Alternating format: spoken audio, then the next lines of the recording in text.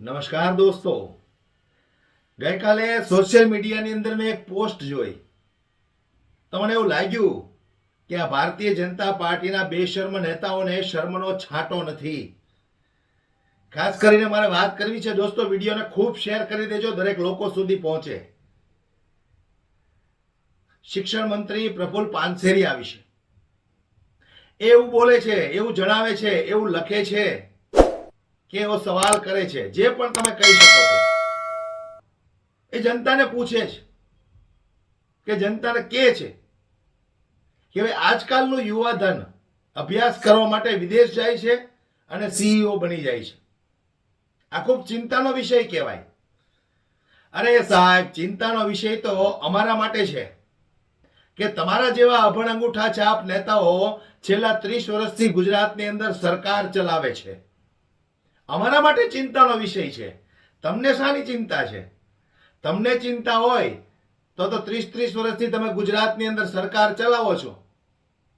તમે કંઈક શિક્ષણ પ્રત્યે ગુજરાતની જનતાને કંઈક અમૂલ્ય ભેટ એવી આપી હોત. પણ તમે પોતે અંગૂઠા છાપ છો. શિક્ષણમાં તમને ક્યાંનો રસ હોવાનો? એક બાજુ નરેન્દ્રભાઈ મોદી મોટા મોટા ફાંકાઓ મારે છે. જ્યારે ગુજરાતના મુખ્યમંત્રી હતા ત્યારે ખૂબ ફાંકા મારતા હતા ભાષણોની અંદર, અને એમના ફાંકા સાંભળીને લોકોએ એને આજે દેશના વડાપ્રધાન બનાવી દીધા. આ મારા માટે ચિંતાનો વિષય છે. તમારા માટે શું છે દોસ્તો, મને કોમેન્ટ બોક્સમાં જરૂરથી જણાવજો. પણ દુઃખ મને એ વાતનું છે કે આ ડરપોક બની ગયેલી જનતા, આ ભ્રષ્ટાચારી નેતાઓ, અભણ અંગૂઠા છાપ નેતાઓને સવાલ કરતા પણ ડરે છે. ચિંતાનો વિષય છે. આજકાલનું યુવાધન વિદેશમાં જઈ અને સીઈઓ બની જાય છે, એ આપણા માટે ચિંતાનો વિષય છે. શરમ આવી જોઈએ તમને લોકોને. 30 વર્ષથી ગુજરાતમાં તમારી સરકાર છે, 10 વર્ષથી કેન્દ્રમાં તમારી સરકાર છે. ફાંકા તો બહુ મોટા મોટા નરેન્દ્રભાઈ મારે છે. તો અભ્યાસ માટે તમે શું કર્યું? ગુજરાતની અંદર 30 વર્ષથી સરકાર છે તમારી. પાંચ નહીં, એક સરકારી કોલેજ બનાવી હોય તો મને બતાવો. એક સરકારી યુનિવર્સિટી બનાવી હોય તો બતાવો તમે મને. અભ્યાસ માટે તમે શું કર્યું? ફાંકા ફોજદારી સિવાય નરેન્દ્રભાઈ મોદીએ બીજું કઈ કર્યું જ નથી. આવું ખુલ્લું કહું છું. છે વિપક્ષમાં એકેમાં દમ આવું બોલવાની, આવી રીતે વિરોધ કરવાની તો કરો, પણ આપણું દુર્ભાગ્ય એ છે કે આપણને વિપક્ષ પણ નમાલો મળ્યો છે, નથી કરી શકતો વિરોધ. 30 વર્ષની અંદર ગુજરાતમાં તમે શું કર્યું એ મને બતાવો અભ્યાસ માટે. ઉલટાની 6000 સરકારી સ્કૂલો બંધ કરી દીધી એવું બાનું બનાવીને કે ત્યાં કોઈ ભણવા નથી આવતું. અરે ક્યાંથી ભણવા આવે? તમારી સ્કૂલના ઠેકાણા હોય તો ભણવા આવે ને. સારા નહીં ટોયલેટના ઠેકાણા, નહીં પાણીના ઠેકાણા, નહીં વર્ગખંડના ઠેકાણા, નહીં બેન્ચના ઠેકાણા, ઉપર પંખા પણ નથી હોતા. શું તંબુરો ભણવા આવે સરકારી સ્કૂલોમાં?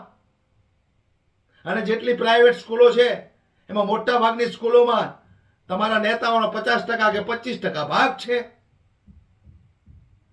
એટલે ગરીબ મજબૂર સામાન્ય માણસ પોતાના બાળકને ભણાવે તો ક્યાં ભણાવે? અને તમારો કિમિયો છે કે ગુજરાતનું કોઈ બાળક ભણી ગણીને આગળ ન વધવું જોઈએ, નહીતર કાલે સવારે અમને સવાલ કરશે. માટે તમે સરકારી સ્કૂલો રહેવા નથી દીધી. જેમની પાસે પૈસા છે એ એમના બાળકોને ભણાવે છે, અને ભણી ગણીને જેવું ભણતર પૂરું થાય સીધો વિદેશમાં મોકલી દે છે. તો તમારા માટે છે એનો ચિંતાનો વિષય. ચિંતાનો વિષય તો આ ગુજરાતની જનતા માટે છે કે જે કઈ બોલી નથી શકતી, ગુલામી કરી રહી છે તમારી. ફાંકા મારે છે પાછા. એક યુનિવર્સિટી કે એક સરકારી હોસ્પિટલ, એક સરકારી કોલેજ નથી બનાવી શક્યા 30 વર્ષની અંદર, અને ગુજરાતના બાળકો વિદેશમાં ભણવા જાય છે. તો આપણા શિક્ષણ મંત્રી માટે ચિંતાનો વિષય છે. એટલે તમારે કોઈ દી રોડ રસ્તા ઉપર સાયકલ લઈને કે ગાડી લઈને નીકળવું નથી. સારી મોંઘી મોંઘી દાટ કારોમાં નીકળવું છે. રૂપિયા પૈસા બેફામ કમાવા છે. તો તમારા માટે છે એનો ચિંતાનો વિષય. તમારા બાળકો તો વિદેશમાં વેલ સેટ થઈ જવાના છે, અથવા થઈ ગયા હોય. આ જનતાની ચિંતા તમારે કરવાની શું કામ જરૂર છે? ચિંતા તો અમને થાય છે કે આવનારા દિવસોમાં જો આવા નવા મંત્રીઓ ગુજરાતને મળશે તો અમારા બાળકોનું શું થશે? કદાચ અમારે અમારા બાળકોને વિદેશ જ મોકલવા પડશે. આવા અભણંગૂઠા છાપ સરકારમાં બેઠા હોય કે જેમને અભ્યાસ વિશે 1% પણ ઇન્ટરેસ્ટ ના હોય, તો એવા નેતાને તમારે કરવાનું શું? હું જનતાને કહું છું કે વિચાર કરો તમે. જેમની પાસે પૈસા છે એમને તો કોઈ તકલીફ છે નહીં. એ તો પોતાના બાળકને અહીંયા ભણાવશે, ભણવામાં હોશિયાર હશે તો વિદેશ ભણવા મોકલી દેશે, અથવા તો વિદેશ નોકરી કરવા મોકલી દેશે, અથવા અહીંયા બેઠો બેઠો જલસા કરશે. એને ક્યાં ચિંતા છે? અને નથી આ ભણ અંગૂઠા છાપ નેતાઓને ચિંતા. એમના બાળકો વિદેશમાં વેલ સેટ છે, તમારા બાળકો ઝંડા લઈ લઈને દોડે છે.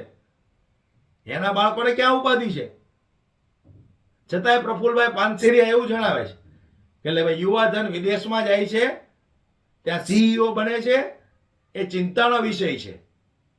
ચિંતાનો વિષય હોય તો બનાવો ગુજરાતની અંદર ટોપ લેવલની યુનિવર્સિટી, બનાવો ગુજરાતની અંદર સરકારી કોલેજો કે જ્યાં હજારો બાળકો ભણી અને આવનારા દિવસોમાં પોતાનું ભવિષ્ય ઉજ્જવળ બનાવી શકે. પણ તમને ક્યાં કઈ ચિંતા છે? તમારો તો એક જ મનસૂબો છે કે આજકાલનું યુવાધન ભણી ગણીને આગળ ના વધવું જોઈએ. કોઈ સરકારી અફસર બનશે તો કાલે સવારે અમને સવાલ પૂછશે, અમારી દુકાન બંધ થઈ જશે, ક્યાંથી જવાબ આપીશું? અમે તો બધા અભણ અંગૂઠા છાપ છીએ. બરાબર કે નહીં? વાત મારી સાચી લાગતી હોય તો શેર કરજો દોસ્તો. આટલું તો કરી શકો કે નહીં? કે આમાં પણ તમને ડર લાગે છે? ડરવાની કોઈ જરૂર નથી. આ બધા અભણ અંગૂઠા છાપ નેતાઓને આપણે વોટ આપીને સત્તામાં બેસાડ્યા છે. આ બધા આપણા નોકર છે, આપણા ગુલામ નથી. આપણા નોકરો છે આ બધા. આપણે એમના ગુલામ નથી થઈને રહેવાનું. વડાપ્રધાન જ્યારે ભાષણ કરે ત્યારે તો મને એમ થાય કે આ વ્યક્તિને આટલું બધું ખોટું બોલતા શરમ નહીં આવતી હોય? એક સરકારી કોલેજ કે સરકારી સ્કૂલ તો બનાવી નથી શીખ્યા 30 વર્ષની અંદર ગુજરાતમાં, ને મોટા મોટા ફાંકા મારો છો. શરમ આવી જોઈએ તમને. દેશના વડાપ્રધાન છો, એ અમારા માટે ચિંતાનો વિષય છે. અને તમારા ભક્તો કોણ જાણે, એમને તો તમે કઈ અંધભક્તિના ચશ્મા પહેરાવા છે, કઈ ખબર જ નથી પડતી. બસ તમારી ગુલામી કરવાની ખબર પડે છે.